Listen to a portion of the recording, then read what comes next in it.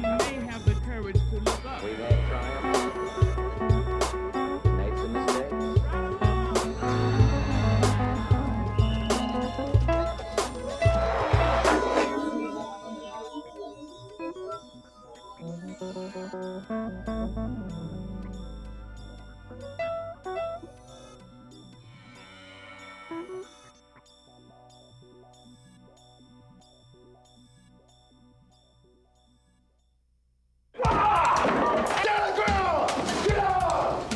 Due process is the kind of constitutional protection you might not ever truly appreciate until it is violated. We often take it for granted that our homes are safe from unauthorized search and that our persons are not subject to random arrest or governmental harassment. Our due process rights are stated in the 4th, 5th, 6th, and 8th Amendments to the Constitution. Every time a person in the United States is questioned, searched, arrested, or charged with a crime, these rights apply.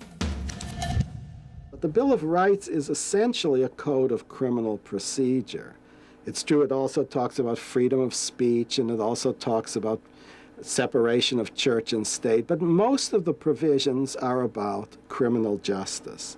So that basically, in the period of the Constitution, when people worried about rights, they worried above all about rights of people accused of crime. The right of the people to be secure in their persons, houses, papers, and effects against unreasonable searches and seizures shall not be violated, and no warrants shall issue but upon probable cause, supported by oath or affirmation, and particularly describing the place to be searched and the person or things to be seized. Man.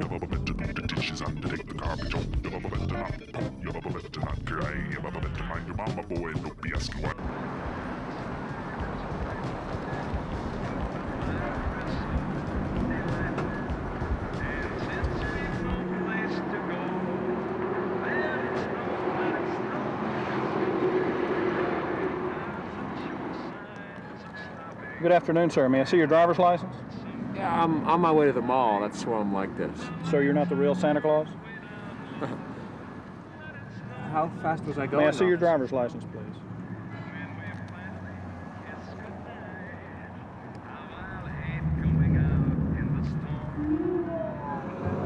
Sir, would you step out of the car, please? The 4th Amendment protects against unreasonable search and seizure. Whoa!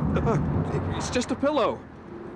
Okay, take it In out. practice, this means that the police must obtain a search warrant to search your home or property. Turn around and put your hands on the car.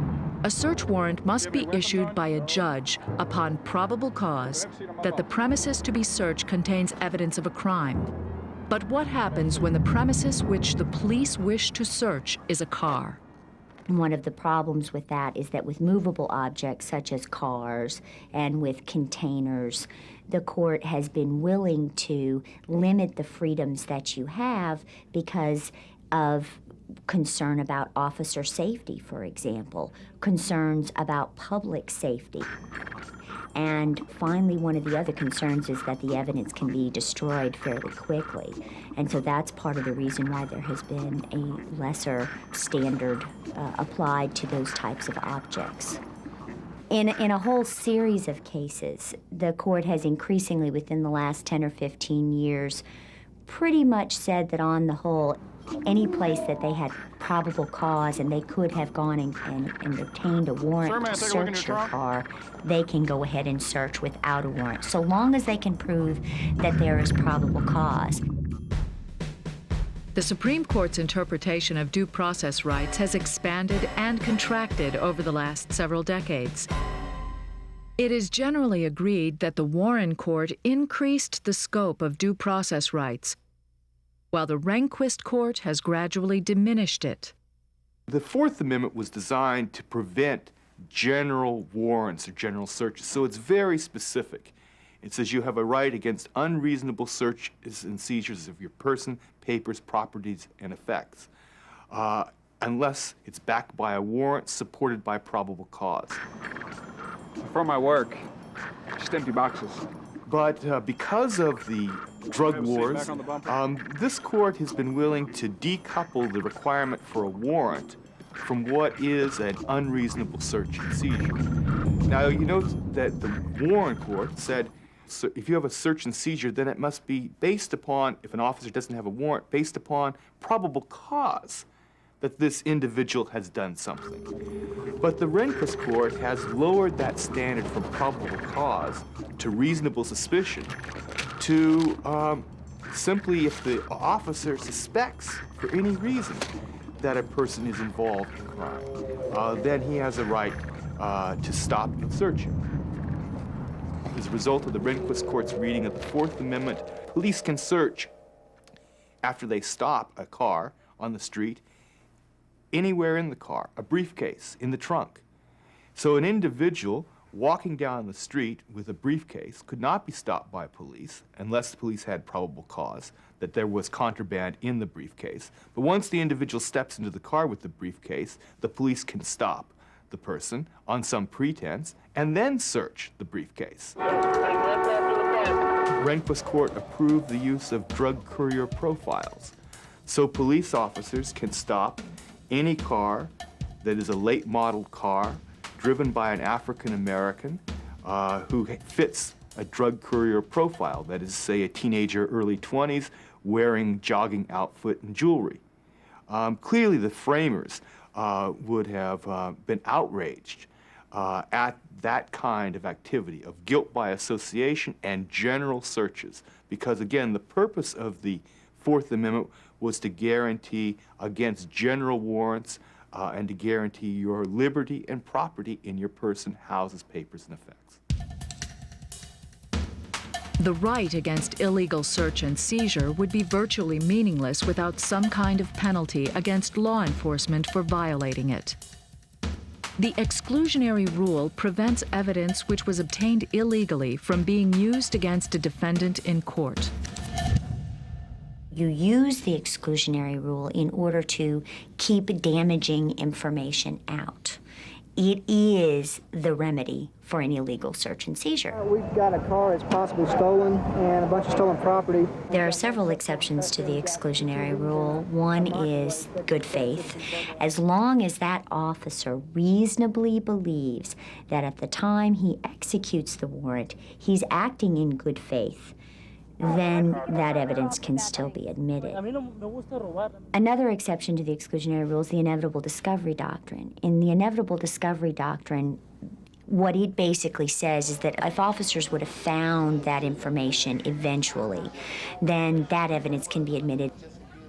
The third exception to the exclusionary rule is the independent source doctrine. And what the independent source doctrine says is that, and just what it sounds like, if there's some other independent source that they get the information from, then the police can be allowed to use it. So say, for example, they have an illegal confession or statements that you made before you were Mirandized. If they have some other witness, then it doesn't matter what was provided by your illegal confession. The independent source doctrine would allow that evidence to be admitted.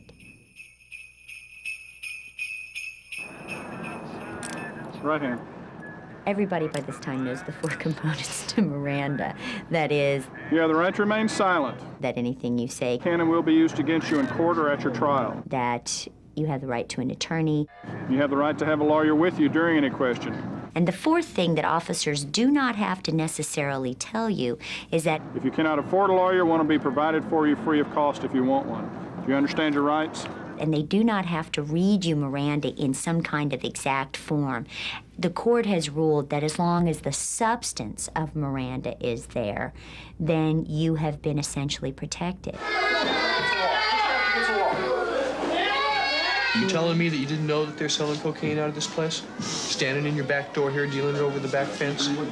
You want me to believe that? The Miranda warnings do not create any kind of impenetrable wall between police interrogators and suspects. Lots of suspects, far too many for their own good, their later lawyers would say, waive their Miranda rights, and confession while it may or may not be good for the soul, is still the major engine of police interrogation and an important part of solution of crimes. Before we do anything else, I'm going to explain your Miranda rights. You don't have to do that. Yes, ma'am, I have to. Listen, Miranda is something that a lot of police authorities have objected to, but it is also sort of a wonderful success story of police reform. Police departments and police officers across the nation for the years have been our own worst enemies. We have done things that have brought about legislation to correct the misbehaving of a few and handicapped ourselves in doing so. Most of those have brought about better police officers, better training on our part, and a better ability to do the job in the way the public expects us to do it. All right, sir, look directly at the camera. Turn your head over your left shoulder.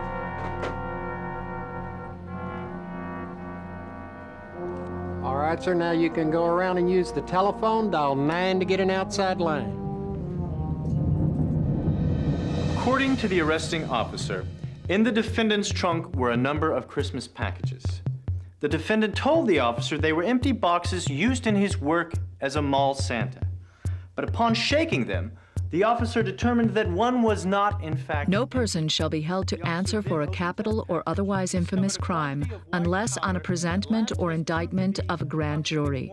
Nor shall any person be subject for the same offense to be twice put in jeopardy of life or limb, nor shall be compelled in any criminal case to be a witness against himself, nor be deprived of life, liberty, or property without due process of law.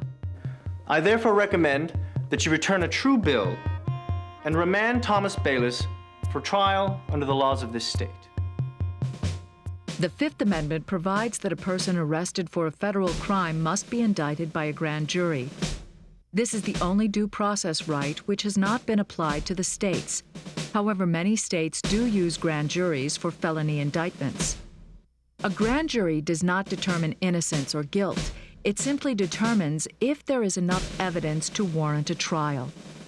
One of the things about grand jury deliberations is that they are shrouded in such secrecy. Ladies and gentlemen of the grand jury, in a grand jury, your counsel is not even allowed in there. The prosecutor presents all of the information to the jurors. The jurors have the ability to ask questions of the witnesses. Indeed, after, with the exception of the opening and the closing proceedings, even the judge isn't present during grand jury proceedings. Hearsay is allowed. The rules of evidence do not apply. And this has led to the criticism that grand juries simply rubber stamp what it is that the prosecutor wants. And finally, is anyone on this panel uncomfortable with the drug laws of this state? In all criminal prosecutions, the accused shall enjoy the right to a speedy and public trial by an impartial jury of the state and district wherein the crime shall have been committed, which district shall have been previously ascertained by law, and to be informed of the nature and cause of the accusation. Counselors, would you approach the bench?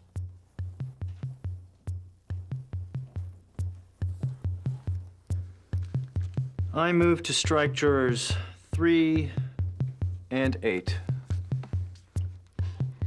I'm finding it a little odd that the prosecution has used the preemptories to exclude the only 2 candidates who happen to be black. The accused is entitled to a fair cross-section of the community, regardless of his race or gender. Would the state care to reconsider its challenges? I withdraw my challenge to juror number 3. The Sixth Amendment protects a defendant's right to an impartial jury. In recent years, the Supreme Court has expanded its interpretation of this right. Right to an impartial jury means that certain types of jurors cannot be excluded from the veneer pool, which is the group of persons that a jury can be drawn from. And so for that reason, in Batson versus Kentucky, it's a 1986 decision, the court held that you cannot exclude blacks from a jury pool. Additionally, the court held that you cannot exclude potential jurors based on gender. And so the idea behind it is essentially that it should be drawn from a cross-section of the community and not be eliminating persons who may be favorably disposed to your case. Ms. Barner, What is your relationship to the defendant, Tom Bayless? I work with him at the mall. He's also my boyfriend. Have you ever seen a box like this one, marked Exhibit A? Yes.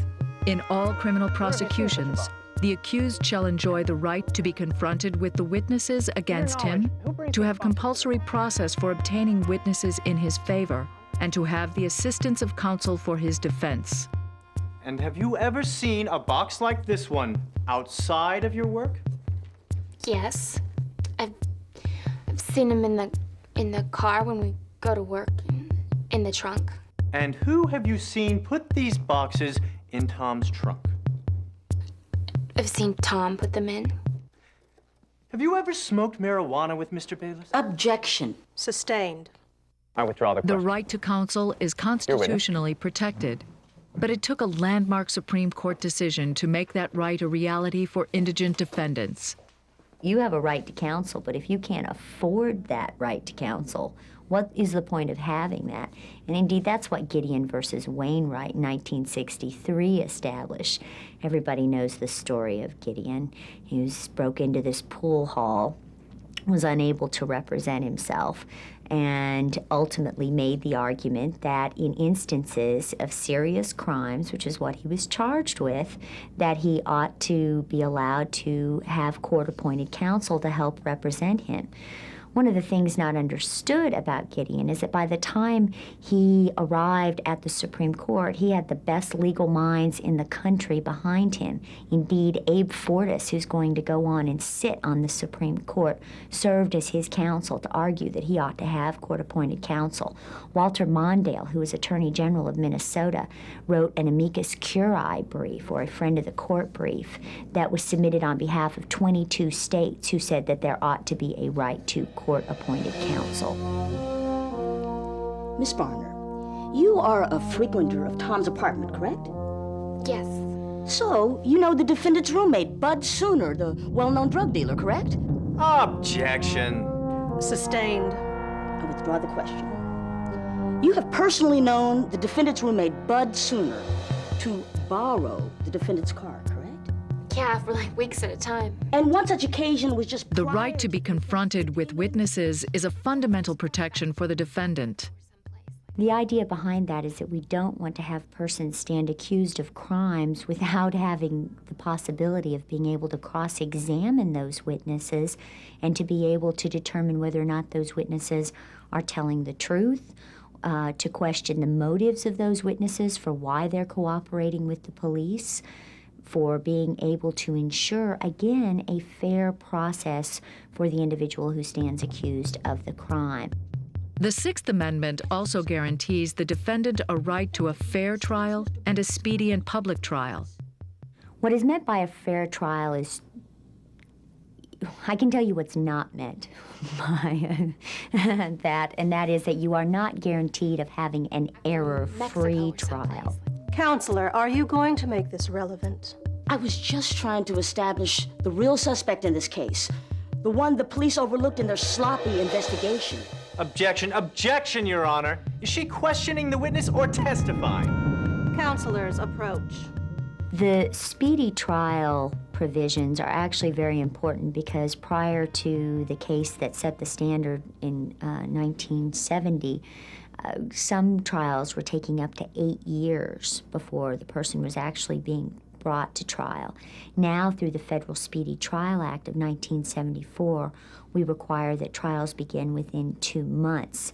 Part of the reason why it takes time and there are delays is that the defense is mounting a defense and finding witnesses and trying to gather additional evidence that may not have been found. So part of the reason for delays in this era has been as a result of the defendant's decision to try to delay the trial to gather additional evidence. Mr. Bayless has no history of drug dealings. Therefore, one would assume the only evidence in this case, the drugs, were hidden in the trunk after Mr. Sooner's last drug run.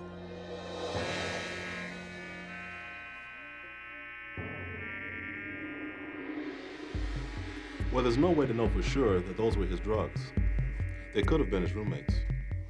It was his car, and he told the police they were his packages. Besides, if it wasn't his, why didn't he get on the stand and say so? That's right. Well, just because he doesn't testify doesn't mean he's guilty. You know, speaking of evidence, I'm not really sure that the search itself was legal. That's not for us to decide. We're supposed to decide if there's enough evidence to convict him. Excessive bail shall not be required, nor excessive fines imposed, nor cruel and unusual punishment inflicted. Madam Foreman, have you reached a verdict? Yes, we have. The purpose behind the Eighth Amendment prohibition on cruel and unusual punishment, as well as the prohibition on excessive bail, are to prevent excesses of government, both in a decision to allow the defendant pretrial release and in the end analysis to prevent the government from imposing harsh sentences on individuals that are disproportionate for the crime that they have committed. In the case of the People versus Thomas Bayliss on the charge of possession of a controlled substance with the intent to sell, how do you find? We find the defendant, Thomas Bayliss, guilty as charged. Ladies and gentlemen of the jury, you are dismissed. I would like to thank you all for the time you have put in on this case. It's your first offense. She'll probably go light on you. Vital part of your justice system. You're lucky it wasn't crack. They would have thrown away the key. As some people are aware, crack cocaine tends to be used more frequently in black communities by black people, and powdered cocaine tends to be used more frequently by whites. However, the penalty for possession of 5 grams of crack cocaine is the same as the penalty for possession of 500 grams of powdered cocaine, which is a minimum mandatory sentence, federal sentence, of 5 years in prison. And the U.S. Sentencing Commission has recommended twice to Congress that they change the law so that there will be no disparity, so that people possessing the same amount will get the same sentence. However, the U.S. Congress has refused on 2 occasions to change the laws, and the U.S. Supreme Court in 1996 actually upheld the differential sentencing. And I think that this is a very, very negative message to the black communities and to the whole idea of equal justice under the law. Have the rights of the accused been well protected in this country? It's a very hard question to answer because, well, first of all, I think the answer is generally yes. But I don't think there's any room for complacency. Well protected always implies a comparison. Compared to what? Well, compared to, say, Germany under Hitler or even modern Iraq or someplace like that. Yeah, I mean, we're a paragon. But our history is full of miscarriages of justice. And I think that it would be very wrong to be complacent about the criminal justice system. No justice, no peace! Anytime protesters with County Commissioner John Wiley Price take to the picket line, Joyce Ann Brown is among them. For her, the chant of "no justice, no peace" has a more personal meaning. There was a robbery in Dallas, and 2 black females robbed Fine Furs by Reuben. The car was rented to a Joyce Ann Brown of Denver, and my name was Joyce Ann Brown, and I worked for Coslow Furs. So the police started showing a photo. The widow of the victim said that I looked like the person that was with the person that shot and killed her husband. Supposedly I had fled to avoid prosecution, and so I thought it was some type of joke, and I would make a call or 2 and I'll go down and I'll straighten it out. And I was arrested and put under a $1 million bond for capital murder. The prosecution didn't care if I was innocent or guilty. All he wanted was a conviction. And that was when he put a jailhouse informant on the stand, and I knew she was lying. And I knew that the information that she had to have been fed to her. The district attorney's office withheld evidence that would have been crucial to this situation. And that was that 6 months before testifying against me, the jailhouse informant had been charged and convicted of perjury to a police officer. But somehow that just simply got left off. That's when I realized that they didn't care one way or another. All they wanted was a conviction. And when they got that conviction, I was furious. They had convicted me for something that I didn't do, and I wasn't going to just lay down and accept it. I was educated when I went into prison, so therefore they had what was called a law library, and I got in that law library, and I read, and I wrote to people, asking to people to come see about me. In 1989, after 9 years, a Texas Court of Criminal Appeals set aside the wrongful conviction that put Brown in prison for an aggravated robbery she didn't commit. It took 9 years, 5 months, and 24 days. It's because the wheel of justice turn very, very fast when they're putting you in. But the wheels of justice turn very, very slow when you in prison for something that you didn't do.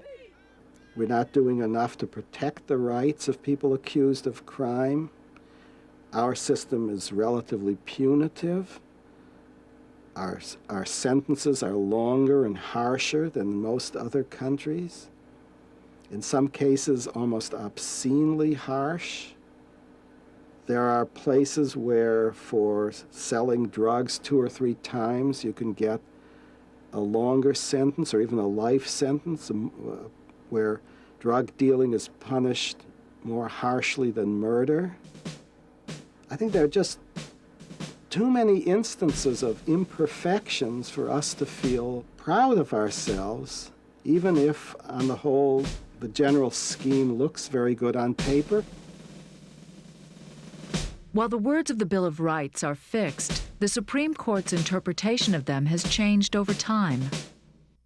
What we would consider gross violations of our due process rights today were once accepted practice. Perhaps the future will hold more expansion of these rights, or, as in recent years, a gradual diminishing. What is certain is that due process rights are fundamental to our concepts of freedom and democracy.